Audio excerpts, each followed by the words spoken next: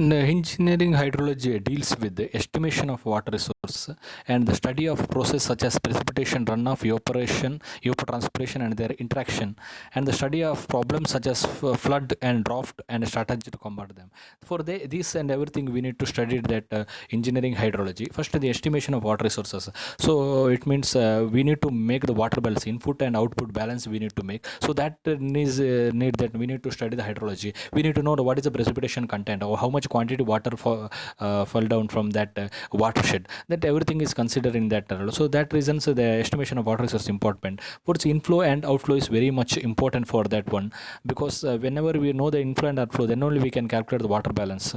So that is that for that we need to know that one, what is the precipitation, what is the runoff. When water is falls to the ground surface and it is some water is reaches to the subsurface water, and subsurface is converting it as, if the soil is totally fully moisture, the water is converting it as runoff. So then it's evapotranspiration, it takes place, and then evapotranspiration, we know that water is converting it as from the earth surface, the water is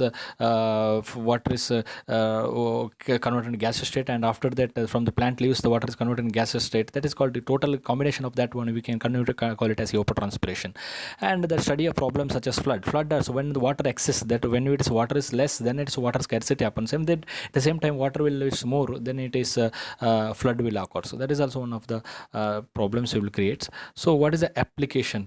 The capacity of storage structures such as reservoirs, and the magnitude of flood flows, and enable safe disposal of the excess flow, and the minimum flow, and quantity of flow. So, and the interaction of flood wave and hydraulic structure such as leaves and reservoirs, barrages, and bridges. That is as a application. The main application of hydraulic cycles, whenever you can, before constructing the dams or any hydraulic structure, we need to know that one, what is the main total waterfalls from that area. That everything we need to study. For that is the main important study related to hydrology, and then only we can consider how much inflow is there. So in the related to that, we can construct any hydraulic structure or storage structures. So that reasons we need to study about watershed also, or geomorphology. Geomorphology means we need to make how much drainage is connecting for that area. So everything we need to study, that is called geomorphology. That is also a very important application in that related to hydrology. And the magnitude of flood flows enable, in the magnitude of flood flows, how much flood is occurs in that particular area. It means how much water is coming, that everything we need to study. What is the factors affecting hydrograph, and that is also important. Before going to that one, hydrograph, we need to draw the what is the need of necessity of hydrograph. When you design and constructing dam or spillway or other hydraulic structures, bridges we can say, all these cases, these structure designed particular design like related to life. Maximum discharge, how much, that we need to calculate. These structures, how much discharge is discharging, that is related to, we can consider the design life of the structures. So with the help of hydrograph, we can find it out, maximum discharge. So for example, the one stream is there, that stream, many smaller streams are connecting for that streams. So in outlet point, we need to find out the discharge. So all there will be watershed for connecting that all the outlets in that particular point. That area, that area we can say that catchment area or watershed. Watershed means all the water is draining to a river, that is called watershed. We can call it as according to that size, catchment or basin or watershed, we can call it as. So when water falls to the ridge line of that watershed, from higher elevation lower into waterfalls. So when all the water is falling and it's collecting somewhere one location, that is called discharge. So in that discharge we can find it out what is the discharge. According to that discharge we can find it out what is the life of the maximum design life of that structures. So that for that also we need to we need to study at hydrology or hydrograph. For that it's very important. Obviously, when we are trying to find out maximum discharge, though it will be affected by the rainfall, it will, we need to find out the how the catchment will react to a rainfall. What are the process that will be followed in with the rainfall? Then only we can find out the maximum discharge. Finding out the maximum discharge, there are several methods. Is there method we can say that will discuss what is the maximum discharge, how we can find out, what is the method, analytical method is there. One is designing the structures, one of the steps, obtain the maximum discharge. One is rational method is there. Using rational method we can find it out of the maximum discharge. Another one is empirical formula is there. You can, that method also we can find it out of the maximum discharge. And there can be flood frequency method. In that also we can find out the maximum discharge. And there can be hydrograph. The rational method is there, empirical method is there, flood frequency method is there, and hydrograph is there. So same kind of four methods is there to finding out the maximum. How do we choose that methods? That we can decide on the what kind of data available for particular watershed catchment or watershed. Data is available for a particular catchment. Related to that we can find it out, that one. For example, when the rainfall occurs, when watershed is there, so the main stream is there, in that also small streams also there. So when the outlet we can find out the maximum discharge. So and also we can say the gauging point. In that we can find it out of the rainfall. In that we can plot the graph rain time and discharge in that gauging point. Even if there is a rainfall, there is no rainfall in that catchment, there will be some initial discharges there. So maybe a smallest initial discharge in that already flowing in the streams. One of the reason for that discharge can be groundwater flow. So there is a sufficient groundwater in that area. Maybe groundwater flowing in that every time. That is, we can say, resulting in the initial discharge in that streams, even before rainfall is not there. If rainfall starts, even as the rainfall starts, directly it will not result to the increment discharge, okay, at this gauging point. Initially, let's say it will some initial process takes place. It means infiltration or that kind of small initial infiltration. After infiltration, what soil is moisture, totally soil moisture. After that, it converts runoff. So then it is converting it as runoff. Initially, immediately it will not fall to the, and it will not reach the gauging point. So what happens actually when its precipitation occurs? Initially, this water will be lost. Initial loss, we can say that. Initial losses. Initially, it will some water, when it falls, it's the losses. Initial losses takes place. The reason is infiltration can be, and it can be interception. Reason would be soil will have some permeability in due to that water will flow inside the, percolate the inside the soil and join the groundwater flow. And interception means water interception made due to the trees or vegetable covers. It is intercepting or obstructing to reach to the ground surface. It will not directly reach into the ground surface for the some time. So, for example, small ponds also, what get filled to the small ponds, water will not reach contribute to the stream. Discharge will not increase initially. Initially, we can say that there will be some lag. This is the precipitation.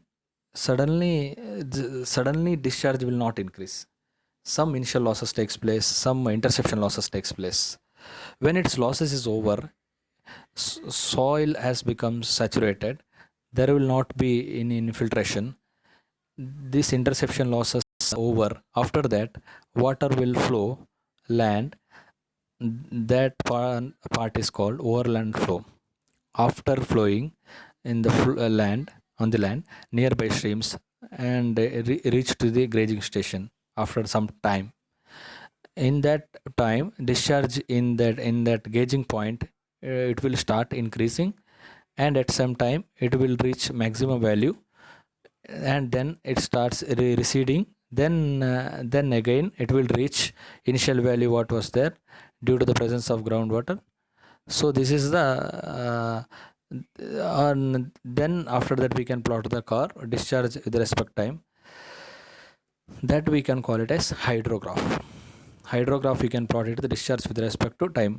Other things we need to notice, this part of the flow just as already present in that flow, that is called base flow. Initial flow always is there, some that is called base flow. Peak week, here we can say some the catchment is sufficient most of the cases. This is the point at which is precipitation is maximum. Then some point the discharge is maximum. That point is called discharge is maximum, precipitation is maximum. In that distance is called lag distance. There is a lag between the maximum precipitation and resulting and discharge, peak discharge. So that is called lag distance. Lag distance, when the precipitation occurs maximum and maximum discharge, in that particular distance is lag distance. Normally assume that precipitation occurs uniformly. Initially, as we shown that, as I told you, when it is it's not increasing discharge initially, some initial losses takes place, some interception losses takes places, and some base flow always is there in that flow. So we can say that center point of that precipitation, that maximum precipitation from the peak discharge of center point, that is called lag distance. That point is particular, we can say lag distance. This point distribution we can avoid just because of the complexity. All the duration of the hydrograph, for the hydrograph, base time would be base time into the time. Precipitation hydrograph we can plot using only if you know that the discharge, then only we can plot the discharge with respect to time. Then we can find what is the discharge in that particular area. In that hydrograph, falling limb is there, and rising limb also there. So we can say that when the curve is go to rising limb to falling limb, that hydrograph is changes. That also will an inflection point when its curve changes rising limb to falling limb. That is called inflection points. That detail we can study in hydrograph chapter. After that we can see that factors affecting for hydrograph. What is the different factors affecting? This everything we need to study the hydrology and what is the application. In that particular point it will comes. And we can say that we discuss about different how what is the use of that one. Before going to that, this all part we need to study hydrograph and what is the rainfall comes and how much water is collecting in that particular area. That everything we need to. And factors affecting, what is hydrograph factors? One is physiograph factor effects, and second one is climatic factors, also important factors. In physiography factors, what is the factors affecting in the related to physiographic related to the basin characteristic or physical characteristic, and physical characteristic in that basins such as shape, size, slope, all that. Whereas climate factors, intensity, duration of the rainfall, all these come under climatic factors. Let's see. Let us discuss one by one. Physiographic factor. What will happens? Shape of basin. That is also physiographic factor. If the basin is semicircular, what happens? Or we can say that fan shaped. Fan shaped. That is a higher peak and longer lag time. That immediately discharge will reach us to the outlet point. That is called higher discharge and longer lag distance. Or we can say that semicircular shape. That is also we can one more name it. All the points are equidistance from the outlet. All the points are equidistance. Water from all the points are reaching at the outlet at the same time. it will contribute to the same time, which will be result in the higher peak. But because broad shaped is there, it will take time to reach that outlet or streams, because long lag time will be the longer. Whereas it will be the narrow catchment.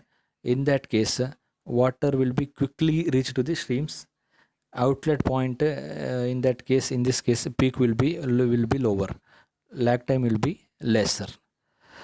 That is for the shape of the basin, or and we can see that size of the basin. We can see the size of the basin. One more important, if the size of the basin is bigger, then it will result higher peak, because it can keep more water will fall it in that catchment. It will have higher peak. Apart from that, as we saw, um, hydrograph length, we can call it as base flow, base time for higher bigger catchment. Base time will be the more, because overland flow will be predominated. It will take more time reach the rainfall to the streams. Base time will be more.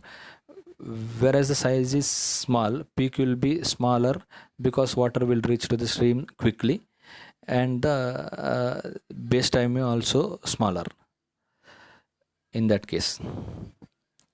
After size, we can see that on slope of the basin, that is also an important factor. When the slope is higher, then water will quickly flow up to the stream. Because of that, lag time will be small, lag small, and peak will be high.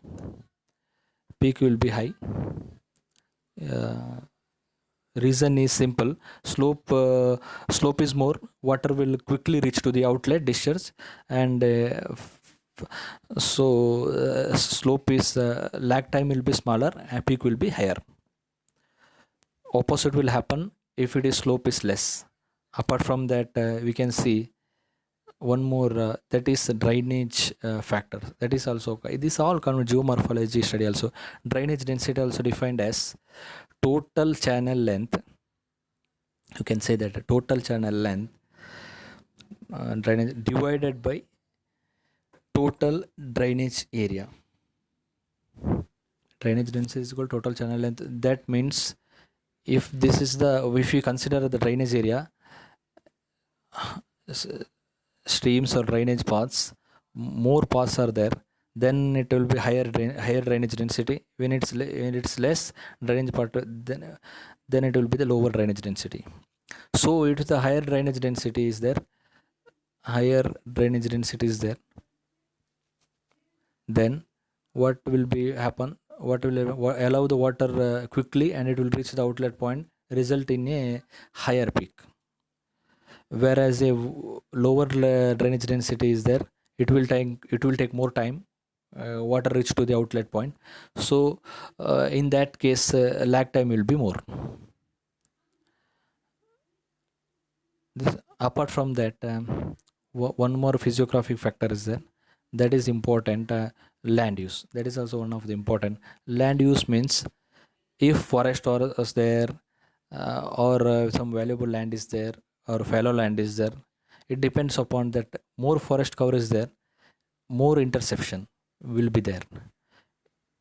Interception followed by evaporation, water will be lost. In that, it will have lower peak and lower discharge, lower runoff, we can say. Opposite will be happen if the rocky surface is there. No, not in the main reasons. So these are the physiography factors. Then next is climatic factors. That is also enough important. Climatic. So when in climate factors, in intensity, duration, and we can say direction of storms, or location of storms. These are the important factors related to climatic factors. So If you fix this duration, intensity is increased. If duration is fixed, intensity is more, then obviously result in higher peak, because more intensity obviously produce higher peak. And next, if you say the intensity is fixed, then duration will increase, peak will increase, peak will increase with the duration. If the duration is sufficient, then whatever it's water falling, infiltration and other losses will be over. After certain time, whatever the water falling, it will convert into runoff, and peak found as I into A intensity, and I into intensity A is the area of the catchment, that is called duration. And location of the storms, if this is the catchment, initially storm is located in this zone, obviously higher peak, lower lag time, because water has to travel less distance, whereas storm is in that area, it will have lower peak, higher lag time.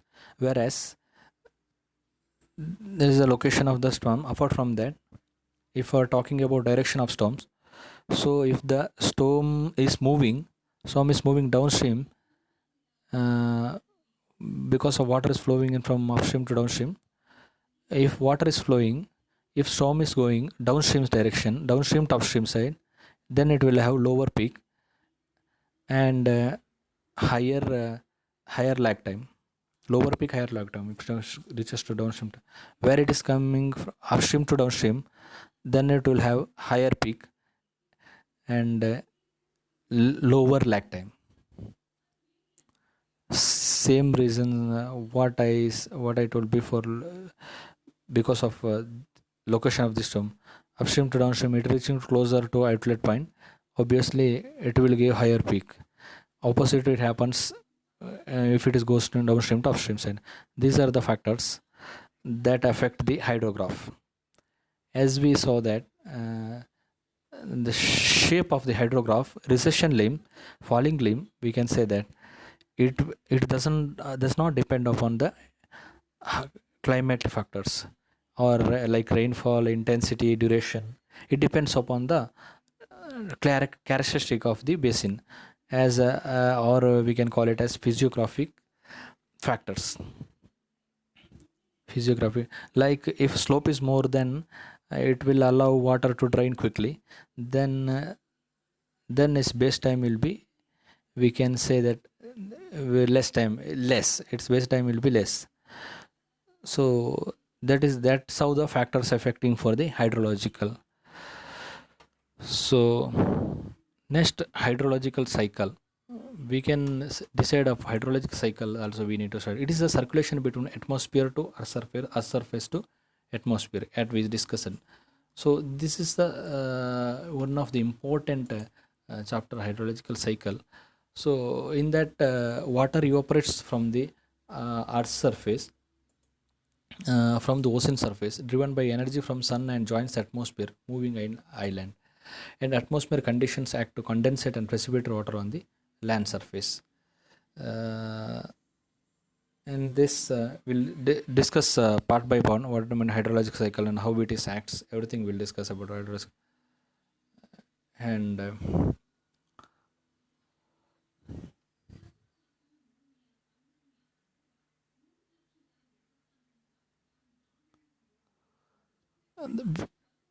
this is a various components of this is